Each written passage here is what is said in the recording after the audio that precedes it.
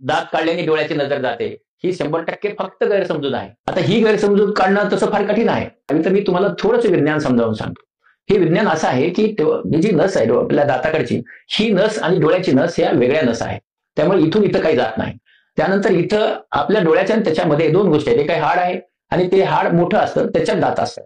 त्यामुळे तो भाग जो आहे, समजा आपण काही केलं तर त्याचा डोळ्याशी काही संपर्क होत नाही. दात काढल्याने डोळ्याची नजर गेल्याचे पेशंट आतापर्यंत मी एकही पाहिला नाही आणि तो कधीच माझ्याकडे आलेला नाही. त्यामुळे मी 50 लाख पेशंट पाहिले आहेत. या पेशंटला कितीतरी वेळा ते दात काढून माझ्याकडे आलेत, अक्कल दाढ काढून माझ्याकडे आले किंवा दात बसून माझ्याकडे आले, पण कुणाच्याही डोळ्याच्या नजर आजपर्यंत माझ्या जीवनात कमी झालेली मी पाहिलेली नाही आहे.